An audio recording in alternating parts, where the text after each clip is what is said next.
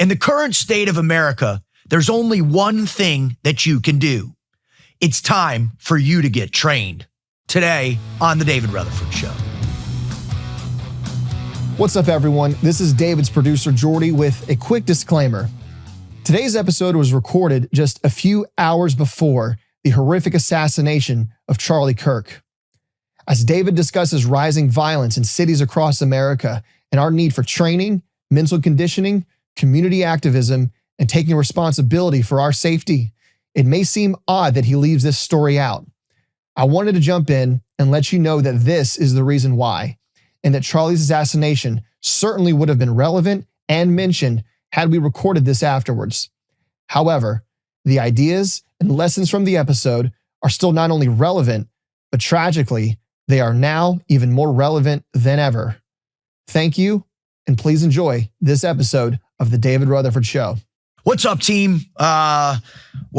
I got to tell you something, man. The response that is coming in across the nation that I am interpreting through all the different places that I'm paying attention is nothing short of miraculous, right? And what do I mean by miraculous? I mean by miraculous, people are starting to get fired up. They are sick and tired of crime and violence that are plaguing our cities, that are plaguing our towns, that are plaguing the places that we should not be vulnerable, right? In schools, on the streets of major cities, on public transit systems, walking our dogs in parks, right? In our own homes, in our college towns, right? These are not places that we should be vulnerable. These are definitely not places that our women and children should be vulnerable at all. But yet, guess what? This is where we've gotten to after years and years and years of failed policy, of failed deliverance of justice, right? All of those incredibly tumultuous decisions that have, for one reason or other, social justice decisions by DAs, social justice decisions by our judges, social justice decisions by those in power thinking that they know what's best for our society. And now we're facing what we face now. Well, guess what? Now your society is going to change. And that's not because they're innately racist, they're innately bigots, they're innately anti-immigration, they're innately whatever that you want to call us, right? We're not fascists. We're not communists. We're not You know what we are? We're pissed off red-blooded Americans that we have now come to a place where we have to endure the incompetence and corruption of your rule. And people are pissed.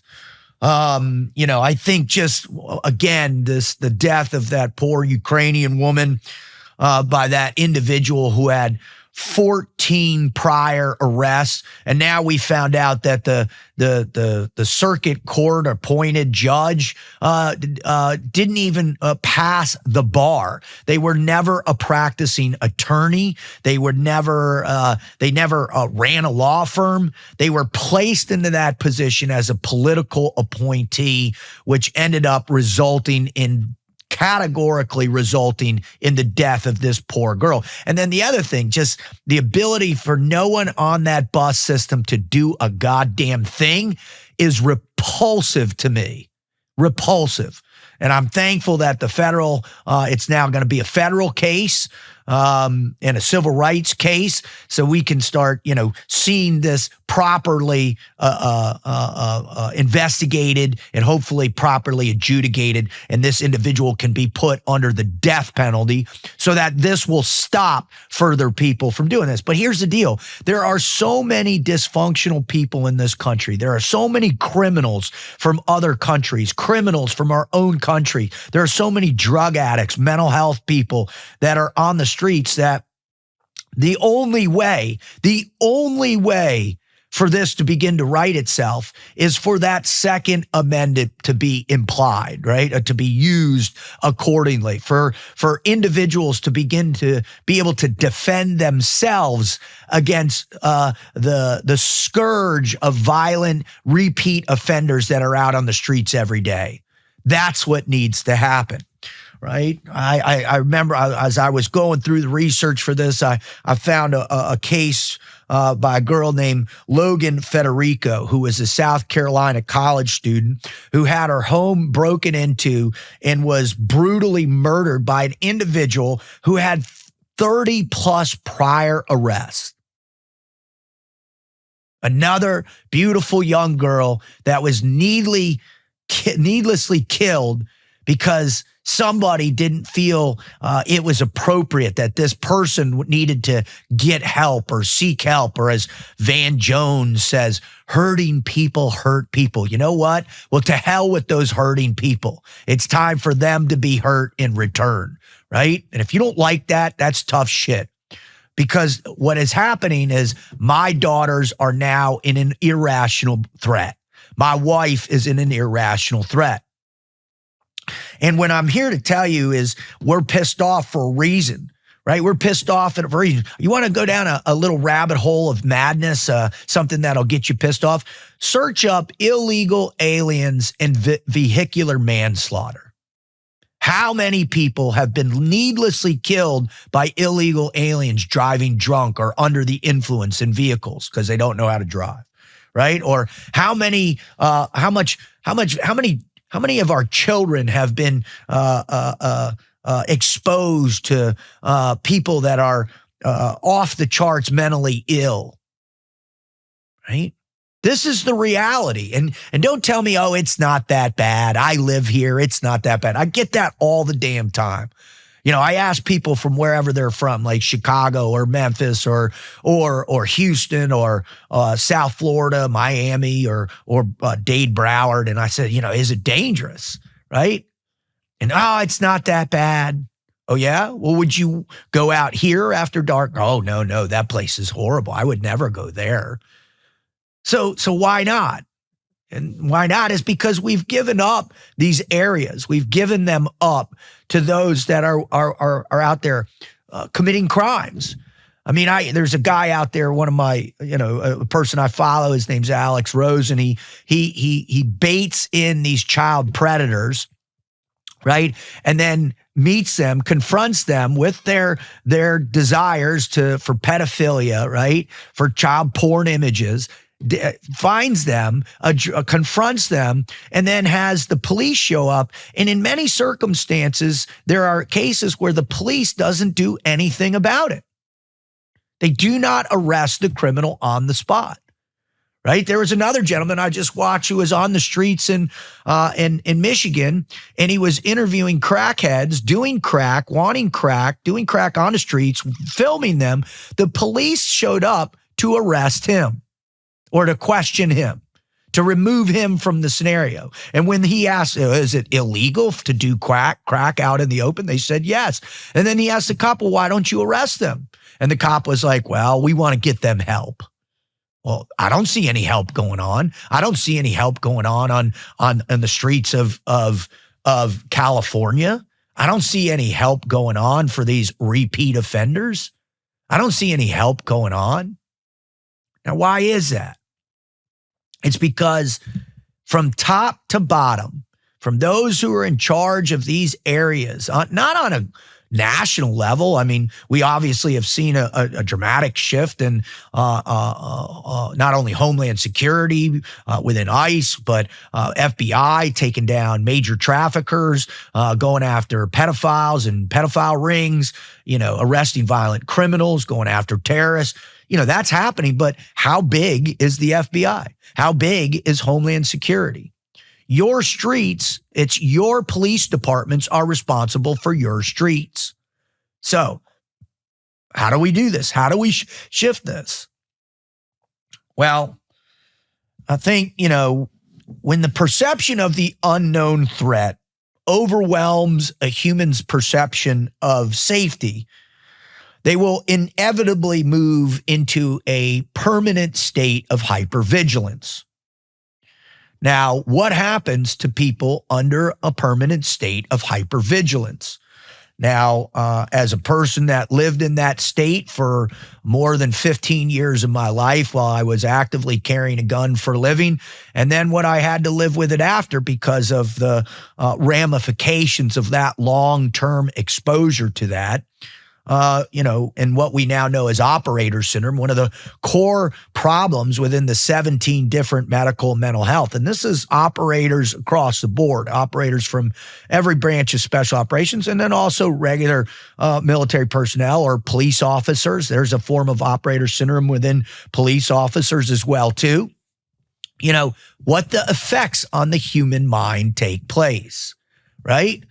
And when you think about the broader context of when you have a society or a subculture within society that lives in this spot where stress hormones are perpetually being inducted into their nervous system, right? What happens to them?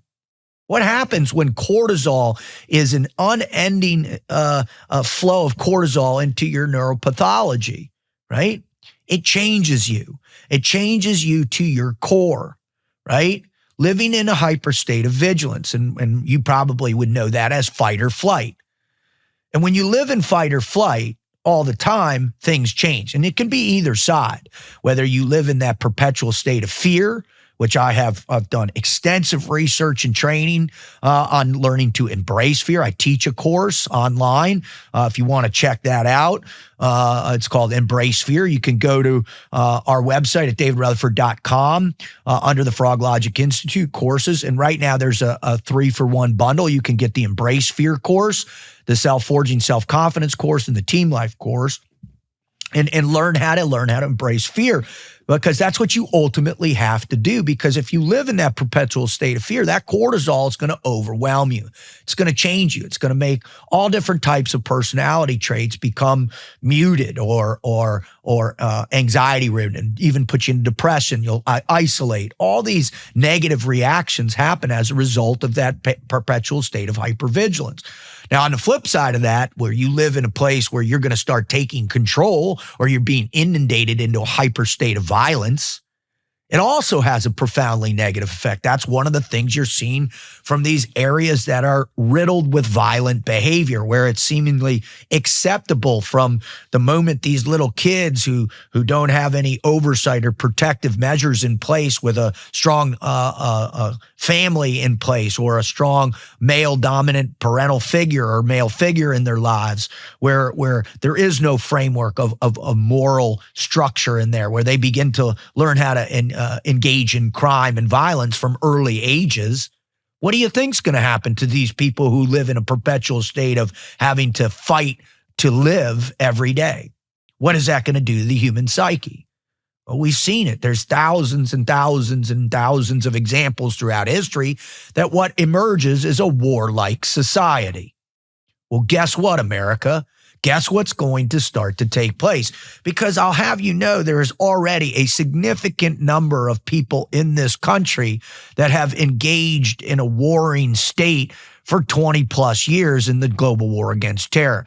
And these people just want to be left alone. These people just want to go about their daily business. They just want to raise their families in peace and give them some opportunity in order to live a better life and a calm life and a peaceful life.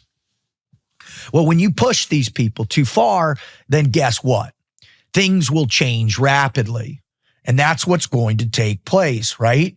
Because here's the deal. There is a growing feeling that no one is coming to save you. That's right. You heard me. We have a feeling in our immediate circle, in our family, that where we suggest this, nobody's coming to save us. Nobody's coming to help us raise our kids. Nobody's coming to make sure our girls are protected in their thinking and how they address the world. Well, guess what? Now it's starting to be the same. No one's coming to save you on the bus. No one's coming to save you while you walk your dog. No one's coming to save your children in the school as it's getting shot up. No one's coming to save you. Now, I know what your people are going to say. They're going to be like, Rut, man, why are you trying to, create, a heightened sense of fear in you and me? And the reality is, I don't have to do that. The reality of the street, it can do that. The reality of your own existence can do that. Now, you can sit there and continue ignoring it, like so many people in this country wanting to do. Tell yourself that this is just normal. There's bad apples in every society. That's bullshit. Or you can talk about, like the Congresswoman Crockett, Jasmine Crockett, said the other day. Again, I still am baffled. I've seen it again multiple times, that the job of the police is not to prevent crime, it's only to solve crime. I've never heard a more dumbass statement in my entire existence, right? What our responsibility as a civilized nation, as a civilized society, as a civilized municipality is to protect its people, to protect and to serve, right? On all federal agencies, to protect and to serve. That's the responsibility. And if the government, whether you're local government, state government, or federal government, then based on what the Second Amendment says, it is your responsibility to defend the society that you protect. That's right. It's your responsibility. So how do we begin to do that? First and foremost, you have to move through this reluctance of this cognitive dissonance that has been integrated into your mind, that this is all acceptable forms of behavior in your life. You have to push through those barriers that you want to ultimately create, that plausible deniability, that cognitive dissonance, that moral relativism that has been slowly dripping into what you've been consuming over the last 30 plus years. That it doesn't take hard work and dedication and sacrifice in order to create a society where you can live with cognitive dissonance. Because that's how it happens. That's how it has to take place, right? You have to be willing to go do the hard work to protect your communities, to protect your societies. That's what it takes. Now, in order to do that, you have to learn to understand what you're afraid of and why. You know, when I teach this Embrace Fear course, it's first understanding what you're afraid of, accepting that it's there and it ain't going anywhere, learning to retrain your brain, right? Then to test your ability to live and act with fear as a motivational component, and then to live with courage every single day, right? To step up when you see potentially things that are generating fear in the people around you, to not just stay quiet, not to get involved because of the fear that you're going to go to jail, like Daniel Pearlman up in New York City. That's horseshit. People get hurt when good people do nothing, right? What's the old saying, right? Hard times create hard men, which create easy times, which create weak men, which weak men create hard times. That's where we're at, period. End of story. We are in that place where weak men have created hard times. So how are you going to begin to train? Because no one's coming to save you. I'm telling you that. No one right now is coming to save you. There's not enough police on the street to counteract, let's call it 20 million people came in, and let's say 1% of that 20 million people are violent, sociopathic, psychopathic criminals that are on the streets of America. How many people did it take to take down Mumbai? 10 terrorists. Right? If you listen to Sarah Adams, who I'm a big fan of, she's been on Sean Ryan a ton, right? Or Scott Mann, a former Green Beret. There are sleeper cells in our country right now waiting to act. There are gangbangers on the country, on the streets. We saw that in videos when the president said, hey, we're sending in ICE and the National Guard to Chicago. They said, bring it on. Let's go. Let's see what you got. That's who's out there. These people have become so emboldened by the lack of oversight, the lack of commitment to protecting our citizenry, that they're running free. They don't give a damn. So guess who it is? No one's coming to save you. It's on you, right? So it's pretty simple. In our world in special operations, there are two kinds of people, right? As it relates to a particular set of skill sets, right? There are two kinds of people: those who are trained to do the skill set and those who are untrained, period. End of sentence. That's the way it works. Trained, untrained, and that's it. So what are you going to do? What are you going to do to get trained? What's the mindset that you're going to invoke? Are you going to just sit there and learn, go out with your rape whistle?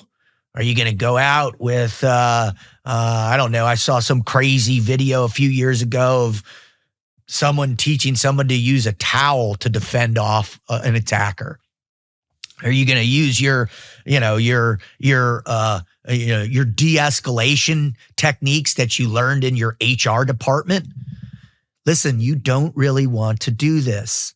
There are other alternatives. We can find the space where you and I can find common ground as you're being stabbed repeatedly over and over and over and bleeding out on the bus. Right? You are either trained or you untrained. That is it, because no one's coming to save you. So what kind of training are you going to engage in? What type of focus are you going to have? Now, there are a million different types of experts out there. I love DJ Shipley and his crew with the GBRS group. I love Eddie Gallagher, what they're training out there. There's a lot of amazing. Pat McNamara is phenomenal. His educational stuff is absolutely phenomenal. There's incredible amount. But it starts before you pick the specific training course that you're going to go to, right? It's a mindset shift that you have to be able to advocate for yourself enough time, right? Enough focus, enough effort and determination as you would preparing your meals for every day, or preparing for school, or preparing for work, or taking care of, your family, right? Instead of going to play golf for 5 hours, why don't you get off your ass and take your family to the range, right? Instead of, going to the movies for a couple hours every weekend, why don't you go out and teach a class about situational awareness, or learn that? Or why don't you learn about self-defense, right? These are the things that are going to save your life, is the mindset, the training mindset that you have to induce, period, end of sentence.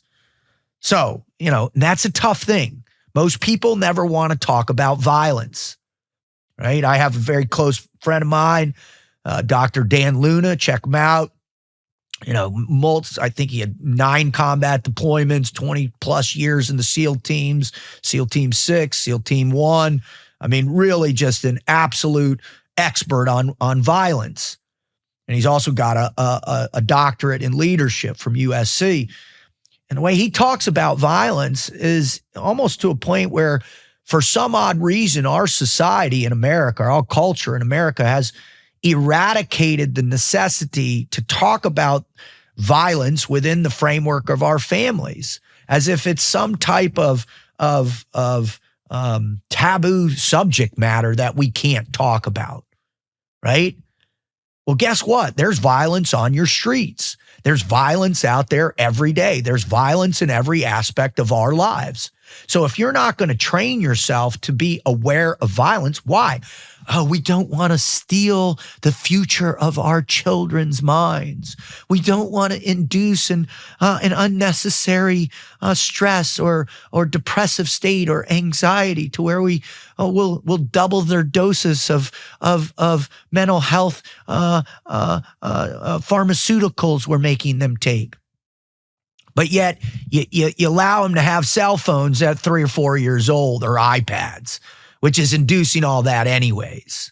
And you're too chicken shit to talk to your children about what it means to be violent themselves in response to a violent act or a potentiality of violent act upon them.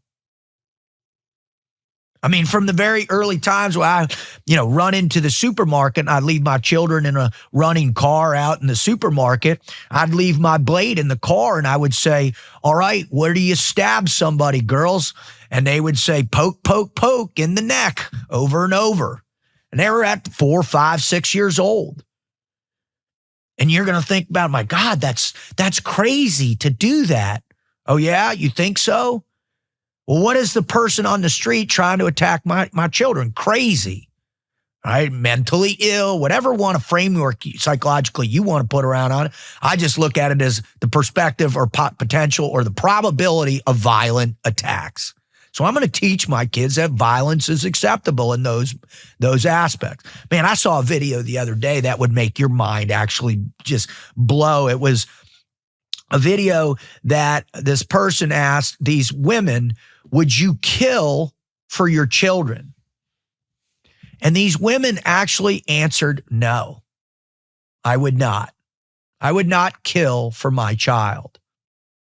Now, thank God I asked my wife. She says, hell yeah, that'd be, and not a heartbeat. Wouldn't even think twice about it. I was like, that's my lady. That's my woman right there.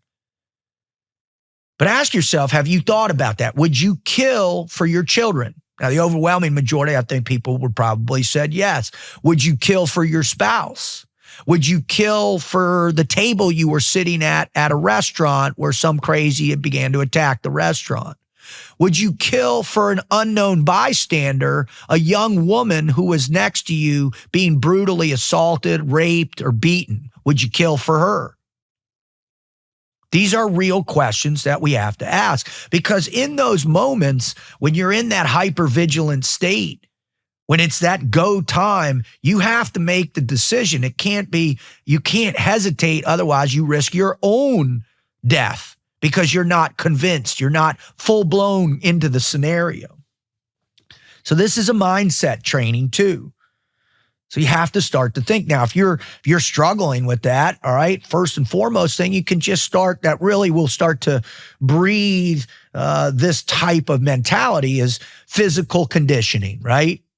Right? If you have strength, you can push and pull, you can fight, you can scratch, you can punch, right? If you can do those things, if you're physically strong, your chances go up.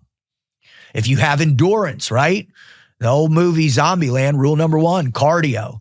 If you can outrun your attacker, if you can outlast, if you can kick, you can scream, you can fight off, you can engage, you can hold, right? If you have endurance, boom, probability goes up.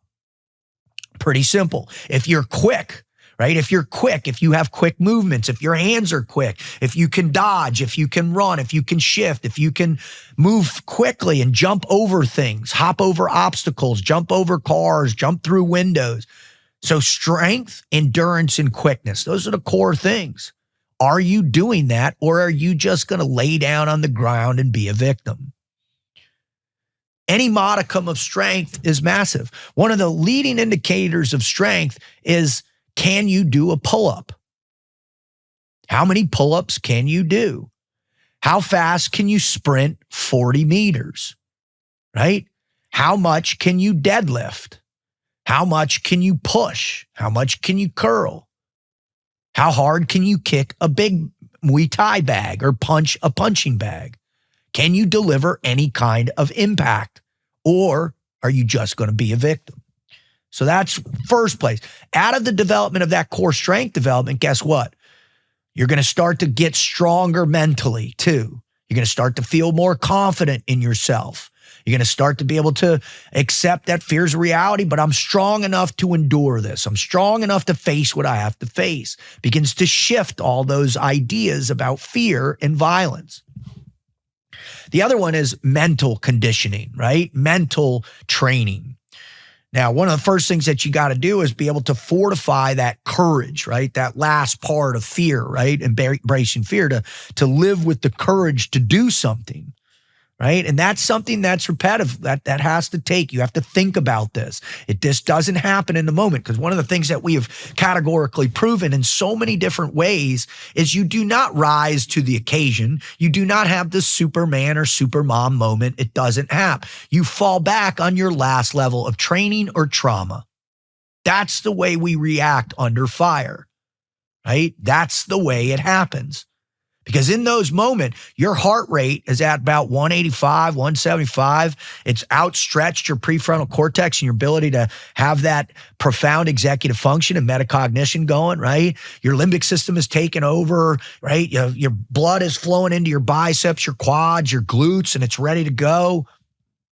And so thinking becomes much more difficult in those. So are you training yourself to think? So when you're doing that physical conditioning, that endurance training, doing sprint work, right? Stop and then try and do problem solving in between. Right? You think it's challenging, it's hard, or it's stupid, but it works. Whether that's playing, you do multiple iterations of the sprints, get off, do a little Kim's game, right? You have a cloth, you have 5 items on the cloth, you pull the cloth back, you identify those items, pull it back off, do another series, and then afterwards identify what those items were. You have 30 seconds to do it, right? Being able to think under duress is critical in terms of developing and fortifying that courage. Right. The other aspect is area studies. If you're going someplace, know what you're going into. Know in your community where the most crime takes place. Most areas have crime maps. They know exactly what takes place. There's actually lists of what types of crimes are taking place. If you're going on vacation somewhere, if you're going overseas to England, Germany, or whatever, go to the CIA website, go to the State Department website. Hell, go and search the blogs or the online information that's available. Where are the most dangerous parts of Birmingham or London or Brussels or wherever you're going? You can do that in the United States too. Where in New York City is most of the crime taking place? Where in Chicago? Where in LA? Where in San Diego? Where in Dallas?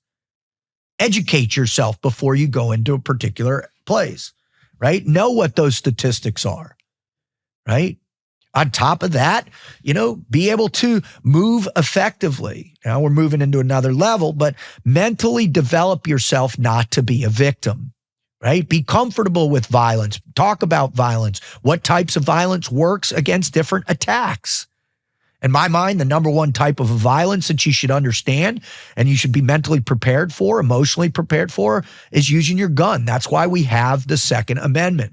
In my mind, every single law-abiding citizen in this country should be able to carry a weapon, and you can in most places. There's some of these draconian places and where you're not allowed to concealed carry, but that's going to be eradicated, my opinion, over the next several years under the Trump administration, and you'll be able to carry concealed everywhere you go in the country.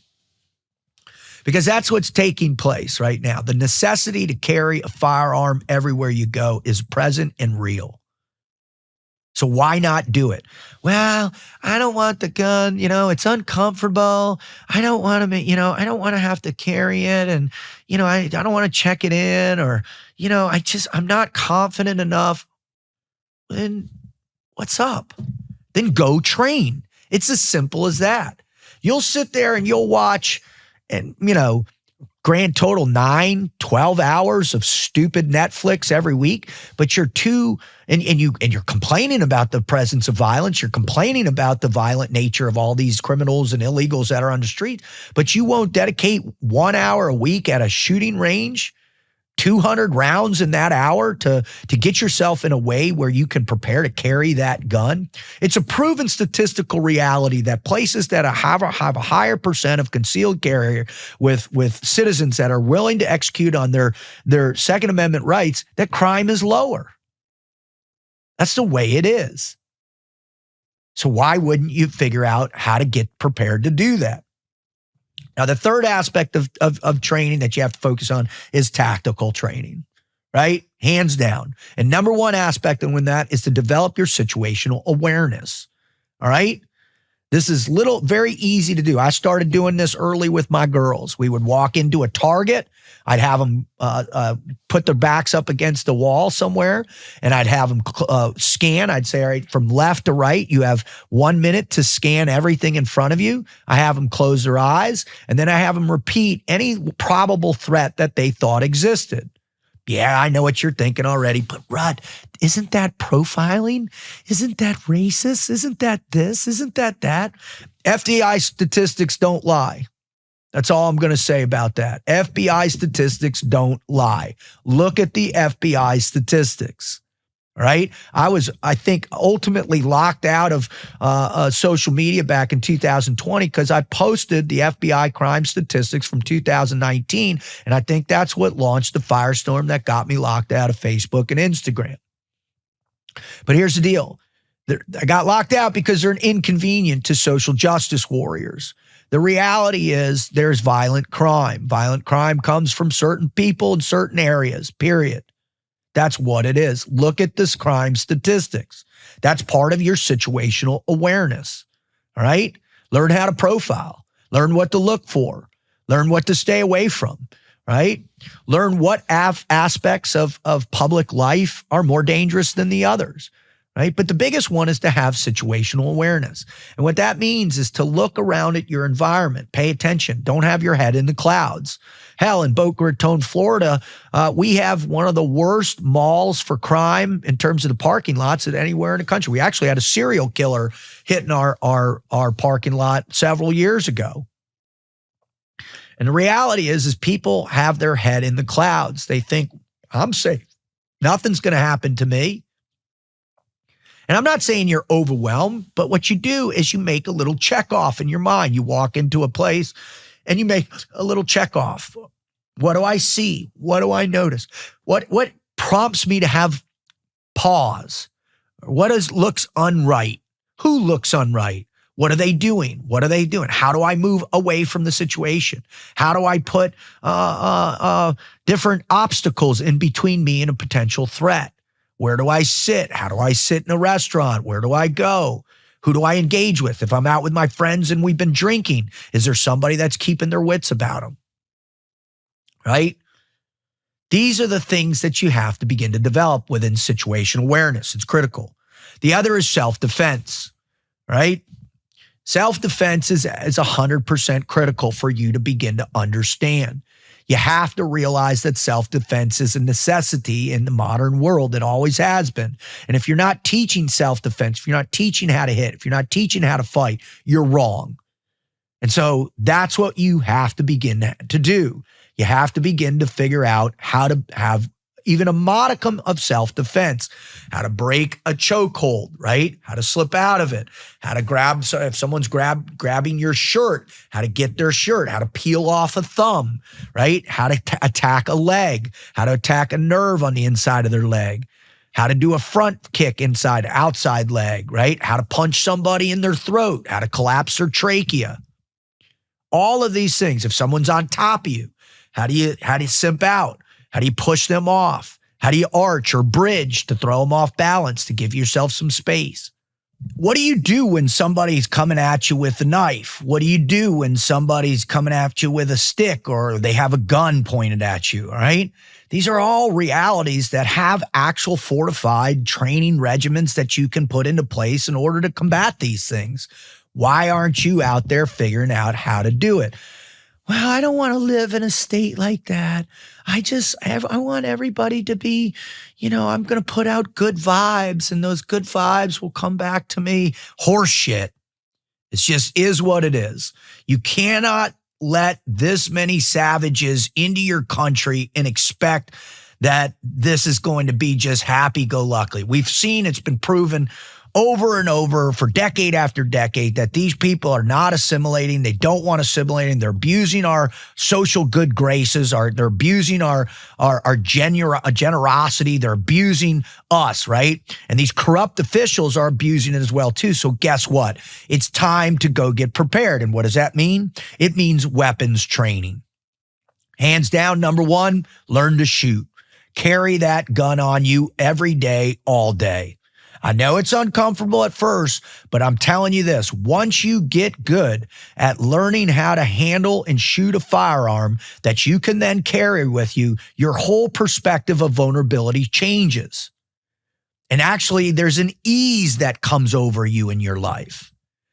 There's a moment where things begin to chill out because you know you will not be the victim. You know that you are not going to be overwhelmed by some crazed degenerate on crack, cocaine, or fentanyl. You have the power now, and that was given to you. Our forefathers knew the deal, that this is a violent world, right? And it always has been. This illusion that we're smarter and that because we have the frickin' internet, that violence is going to be subdued. To hell with that. The way violence is subdued is by people willing to commit violence to violent people, period. And when you don't have enough police officers, you don't have enough of that, you need good Samaritans. And those good Samaritans are the people that have been trained with firearms. Now, if you want to go lesser and you carry bear spray, I'm all right with that. That's not bad, or pepper spray or something like that. But, you get somebody that's all methed out on, and they're gonna drink in that stuff. I know, well, a big can of pepper spray. You're not putting a giant can, those large cans, in your purse or in your car or anything like that. What works is a pistol, right? Other people might say, well, I'll carry a knife with me. Let me tell you what, unless you're going through level 5 Filipino knife fighting training, you're going to get killed. They're going to take that knife from you. They're going to stab you to death with it, right?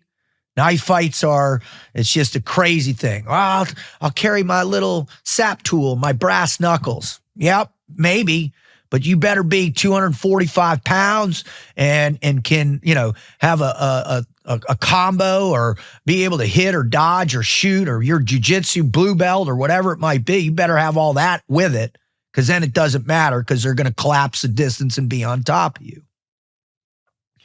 And then the final one, I believe, in terms of tactical training, is activism. You and your community need to get together and start banging on the doors of your city hall, banging on the doors of people who are putting judges in place. You need to vote in the local judges. You need to put hardcore judges that are hard on crime.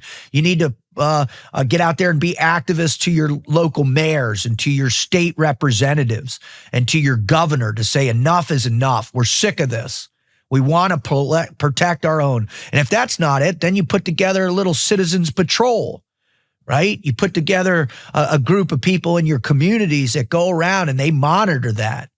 They volunteer to keep areas safe and protected from these outside scourges of society. Activism. The other side has been effectively engaged in activism for the last 40, 50 years to get us to the point they are now. Their activism has worked against you. If you're not awake to that right now, then I don't know what's going on. This is what's happening, and this is the moment to begin to push back. High situational awareness, self-defense training, weapons training, and activism. That's what's going to save your society. That's what's going to save the culture of your area you live in. Because guess what? They are not coming to save you. That's the way it is.